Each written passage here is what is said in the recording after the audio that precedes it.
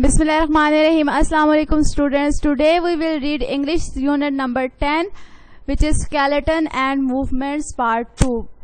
इसका first part हम पढ़ चुके हैं जिसमें आपको बताया गया था कि स्केलेटन क्या होता है और उसका क्या फंक्शन होता है। तो स्केलेटन के बारे में आपको बताया गया था कि skeleton is the hard part of a body which keeps it stiff. Skeleton जो है वो जिस्म का सख्त हिस्सा होता है जो कि बॉडी को मजबूत रखता है, सख्त रखता है। और इसका फंक्शन क्या होता है? It gives a body its shape, और ये बॉडी को शक्ल देता है। और it keeps the soft inside parts safe, ये जिस्म के जो नरम हिस्से होते हैं, अंदरूनी नरम हिस्से, उनकी हिफाजत करता है।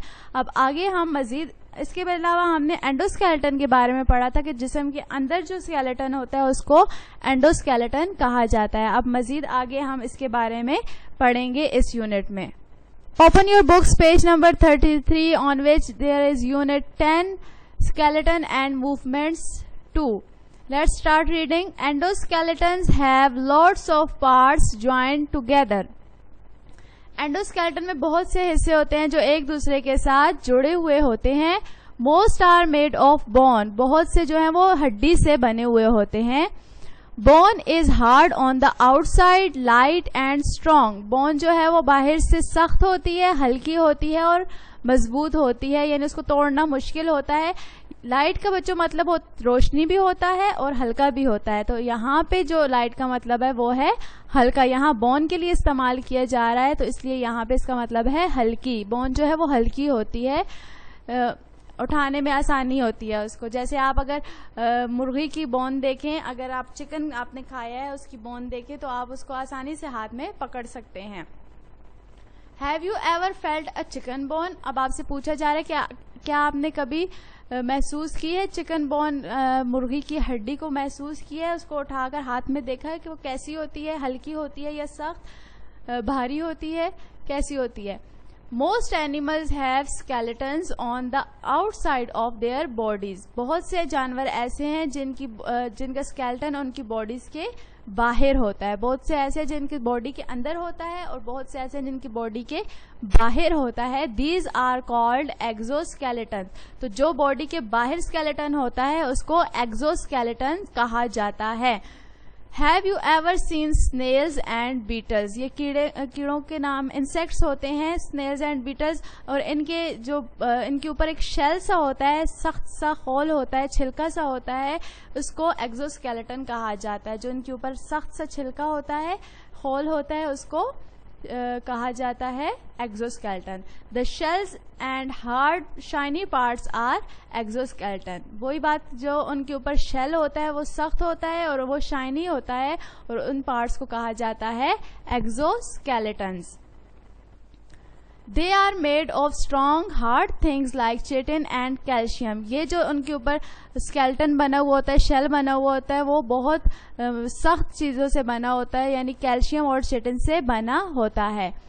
Animals such as tortoises and turtles have exoskeletons and endoskeletons. कुछ एनिमल्स होते हैं जिनमें एंडो और एक्सोस्केलेटन्स दोनों होते हैं। जैसे टोर्टोइजेस और टर्टल्स, यानी जो कछुए होते हैं, टोर्टोइजेस के बड़े कछुए होते हैं और टर्टल्स जो होते हैं वो साइज में छोटे होते हैं। देखिए इन दोनों में जो एंडो और एक्सोस्केलेटन दोनों होते हैं। अगर आपने कछुआ देखा हो तो उसके ऊपर एक सख्त सा खोल होता है, छिलका होता है, उसको एक्सोस्केलेटन कहा जाता है। तो इनका एंडोस्केलेटन भी होता है और इनका एक्सोस्केलेटन भी होता है। Animals like worms, slugs and squids don't have a skeleton at all. कुछ एनिमल्स होते हैं जो इंसेक्ट्स वगैरह होते हैं, कीड़े, स्लग्स कहते हैं घोंगे को, ये भी एक इंसेक्ट है, और स्क्विड्स जो है वो समुद्री जानवर हैं, इनमें स्केलेटन बिल्कुल नहीं होता। When animals and people die, their skeletons last longer than the soft parts of their bodies. जब जानवर और लोग मर जाते हैं तो उनके जो सॉफ्ट बॉडी पार्ट्स हैं वो भी खत्म हो जाते हैं, लेकिन उनका स्केलेटन जो है वो हमेशा बाकी रहता है। जैसे कि अगर आपने मुर्गी देखी हो, अगर हम उसको खाते हैं चिकन को, तो हम उसके सॉफ्ट पार्ट यानी गोश्त वगैरह हम खा लेते हैं और उसकी हड्डियां जो हैं हम छोड़ देते हैं। हड्डियां खाई नहीं जाती, गोश्त खा लिया जाता है और हड्डियां उनकी वैसी की वैसी रह जाती हैं, तो वो उनका स्केलेटन होता है। इसी तरह जब इंसान और जानवर मर जाते हैं तो उनका स्केलेटन जो है वो हमेशा बाकी रहता है, जबकि उनके जो सॉफ्ट बॉडी पार्ट्स होते हैं वो ख़त्म हो जाते हैं। तो बच्चों, इस चैप्टर में आपको बताया गया है एंडो और एक्सोस्केलेटन। एंडो के बारे में आपको पहले बताया गया था, जो कि जिस्म के अंदर स्केलेटन होता है उसको एंडोस्केलेटन कहा जाता है, और जो जिस्म के बाहर होता है उसको एक्सोस्केलेटन कहा जाता है। कुछ एनिमल्स में एक्सो और एंडोस्केलेटन दोनों होते हैं, जबकि कुछ में स्केलेटन बिल्कुल नहीं होता। और जब इंसान और जानवर मर जाते हैं तो उनका स्केलेटन जो है वो हमेशा बाकी रहता है, जबकि सॉफ्ट बॉडी पार्ट्स खत्म हो जाते हैं। आगे कुछ वर्ड्स के आपके लिए मीनिंग लिखे गए हैं।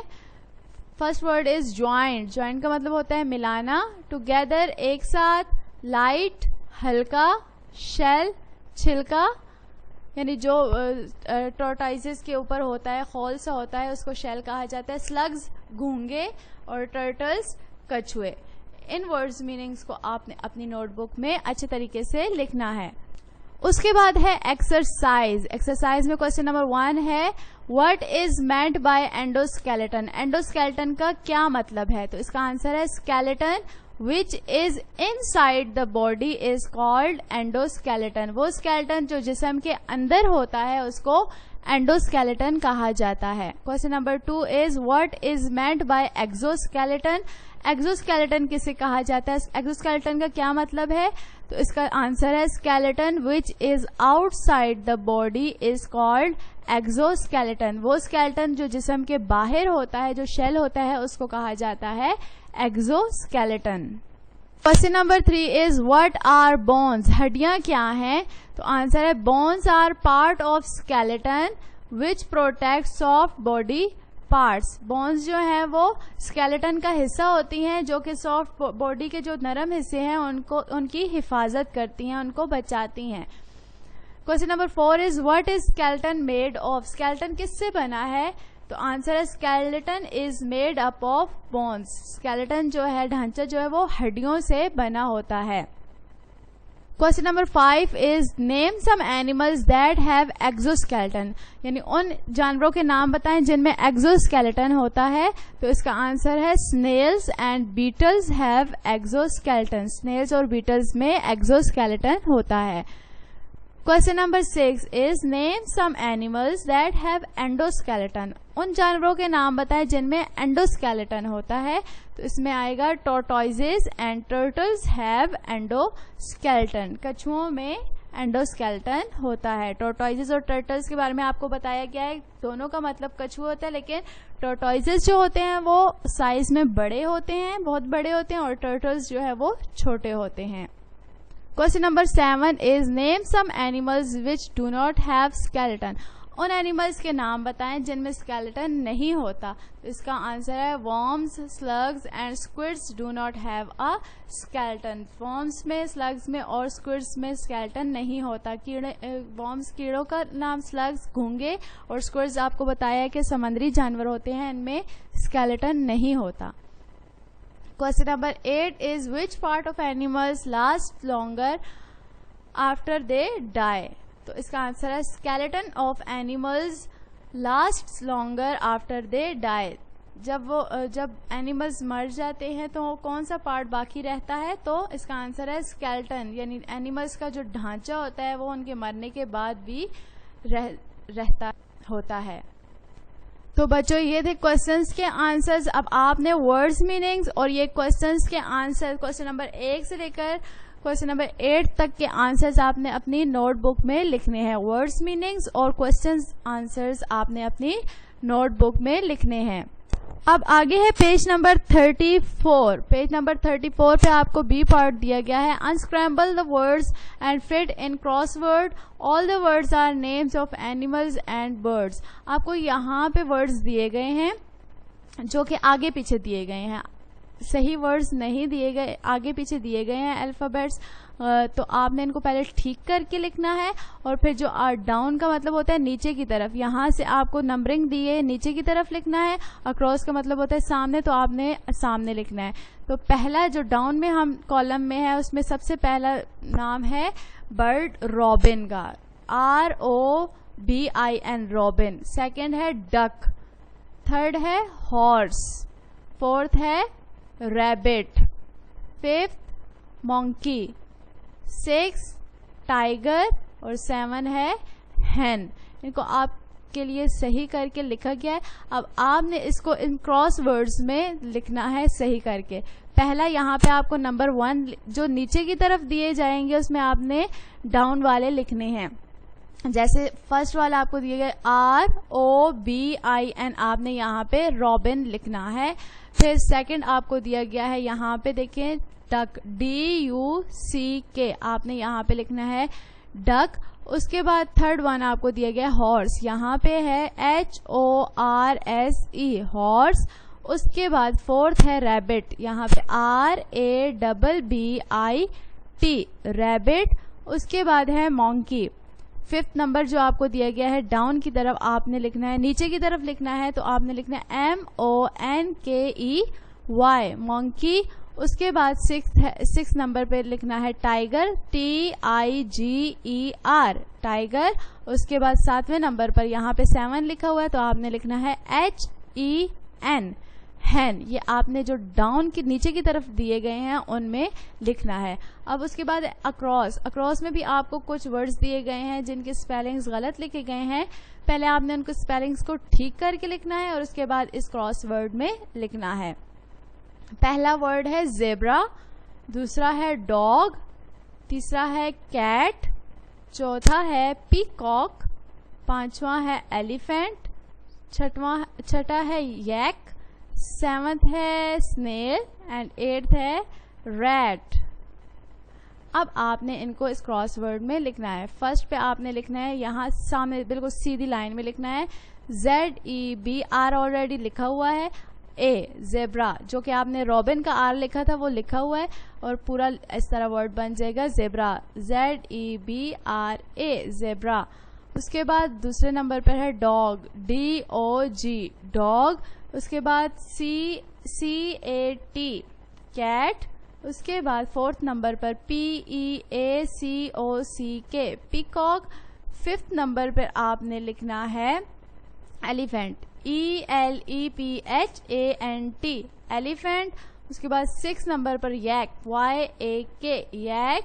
7th नंबर पर snail, SNAIL snail.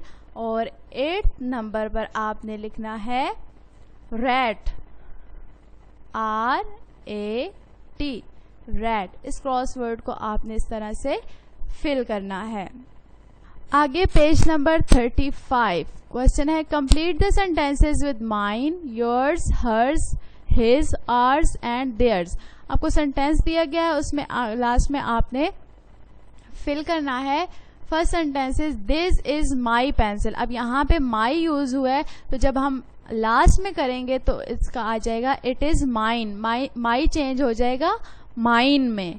This is my pencil, it is mine. इसका मतलब है ये मेरी पेंसिल, इट इज माइन, ये मेरी पेंसिल है, ये मेरी है, इसका मतलब भी मेरी ही होता है। दिस इज योर पेंसिल, ये आपकी पेंसिल है, इट इज योर्स। आगे आपने एस लगा के योर्स कर देना है। These are our rulers, they are ours. यहाँ पर आपने एस लगा देना है तो आर्स बन जाएगा। Those are his shoes, they are his, तो यहाँ पर हिज ही आएगा। Those are her shoes, they are hers. यहाँ पे आपने एस लगा देना है। This is our playground. अब यहाँ पे आर आया है तो इट इज आर्स, यहाँ पे आर के साथ आपने एस लगाना है तो बन जाएगा आर्स। 7th है that is girls playground, it is theirs. तो यहाँ पे आपने देयर्स लिखना है। गर्ल्स, बहुत सारी गर्ल्स हैं, उनका प्ले ग्राउंड है तो यहाँ पे theirs. That is boys playground, it is theirs. तो यहाँ पर भी आपने देयर्स लिखना है। इन ब्लैंक्स को आपने ये वर्ड्स लगा के फिल करना है। उसके बाद है the letter C produces 2 sounds. Letter C जो है वो 2 तरह की आवाजें पैदा करता है। व्हेन सी कम्स बिफोर ई, आई और why the sound is S. जब सी जो है वो इन वर्ड्स से, इन लेटर्स से पहले आता है, ई, आई और वाई से पहले आता है तो उसकी साउंड जो होती है वो एस वाली होती है, वो एस की साउंड देता है। Read these words allowed. Circle, अब देखिए आई से पहले आया है सी, तो यहाँ पे एस की साउंड देगा सर्कल. साइकिल, वाई से पहले आया है तो एस की साउंड दे रहा है साइकिल. सेंटर, ई से पहले आया है तो centre. When C comes before any other letter, the sound is K. इसके अलावा, इन तीनों के अलावा किसी और लेटर से पहले आएगा तो वो K की साउंड देगा. जैसे read this words aloud. Cat, अब A से पहले आया तो K की साउंड दे रहा है कैट. R से पहले आया है तो क्रिकेट. L से पहले आया है तो क्लब. E, I और Y से पहले अगर हम C लिखेंगे तो वो S की साउंड देगा, और बाकी लेटर्स से पहले अगर C आएगा तो वो K की साउंड देगा. अब पेज नंबर 36 पे एक्सरसाइज है. क्वेश्चन है write S if the letter C sounds S और K if the letter C sounds K. अब आपको यहाँ पे वर्ड्स दिए गए हैं, आपने इन वर्ड्स को पढ़ना है. अगर वो C की साउंड दे रहे हैं तो आपने उसके आगे S अगर वो S की साउंड दे रहे हैं तो आपने आगे S लिखना है, और अगर K की साउंड दे रहे हैं तो आपने आगे K लिखना है. तो यहाँ पर आएगा केबल, CABLE केबल, आपने आगे K लिखना है. उसके बाद है सीलिंग, E से पहले आया है C के बाद यानी E है तो S की साउंड देगा सीलिंग S. सेल, S लगाएंगे. सेंचुरी, S लगेगा. कॉट, COT कॉट, यानी यहाँ पे ना E है ना I है ना Y है, O है, तो यहाँ पे K की साउंड देगा कॉट. यहाँ पे आपने K लिखना है. अब आपने बताना है कि यहाँ पे क्या साउंड दे रहा है. CAR कार, तो यहाँ पे आपने खुद लिखना है. आगे है कैबिनेट, कैबिनेट में भी K की साउंड दे रहा है, उसके आगे आपने K लिखना है. क्रॉप, क्रॉप में भी K की साउंड है, K लिखेंगे. सीमेंट, सीमेंट में यानी C जो है E से पहले आया है तो S की साउंड है, तो यहाँ पे आपने S लिखना है. इसके अलावा सिटी, CITY सिटी, तो यहाँ पर भी S लिखेंगे. उसके बाद है कैंडी, CANDY कैंडी, तो आपने बताना है कि यहाँ पे किस की साउंड दे रहा है, आपने खुद लिखना है. उसके बाद है केन, CANE, यहाँ पर K की साउंड दे रहा है तो आपने K लिखना है. Cylinder, S. कॉट में लिखना है K. कैबेज में भी K की साउंड दे रहा है. क्राफ्ट में भी K की साउंड दे रहा है. क्लास, क्लास में किसकी साउंड दे रहा है, यह आपने लिखना है यहाँ पर. सिविल, CIVIL, यानी I से पहले आया है C तो S की साउंड है, S लिखना है. उसके बाद क्यूरियस, क्यूरियस में K की साउंड दे रहा है. और सिटीजन, सिटीजन में S की साउंड दे रहा है तो आपने इसके सामने S लिखना है. अब आगे है बच्चों ई पार्ट, जिसमें है question now write as many words as you can where C sounds K. Use your dictionary to help you. अब यहाँ पे आपने ऐसे वर्ड्स लिखने हैं जो K की साउंड देंगे. C से लिखने हैं लेकिन साउंड वो K की देंगे. जैसे आपके लिए लिखा गया है केबिन, आगे है cat, cartoon, cut, country, camera, computer. आगे आपके लिए कुछ ब्लैंक्स छोड़ दी गई हैं, वो आपने वर्ड्स खुद लिखने होंगे. जैसे आप यहाँ पर लिख सकते हैं कोट, कोट भी लिख सकते हैं, COAT कोट. उसके अलावा clear, CLEAR clear. Clean, CLEAN clean भी लिख सकते हैं. उसके अलावा क्रॉप, क्रॉप भी लिख सकते हैं, CROP crop. Cube, CUBE cube भी लिख सकते हैं. उसके अलावा कजन, COUSIN कजन. और common, COMMON common. Can, CAN can. बहुत से वर्ड्स हैं जो C से लिखे जाते हैं, K की साउंड देते हैं, तो इन खाली जगहों में वो वर्ड्स आपने खुद लिखने हैं. आगे है बच्चों आपका होमवर्क. आपने क्या करना है कि रीड यूनिट नंबर 10 2 टाइम्स. आपने यूनिट 10 को अच्छी तरह से रीड करना है, उसकी रीडिंग करनी है 2 टाइम्स, 2 दफा. और उसके अलावा write words meanings and question answers on your notebook. Notebook पे आपने क्वेश्चन आंसर्स और वर्ड्स मीनिंग्स लिखने हैं.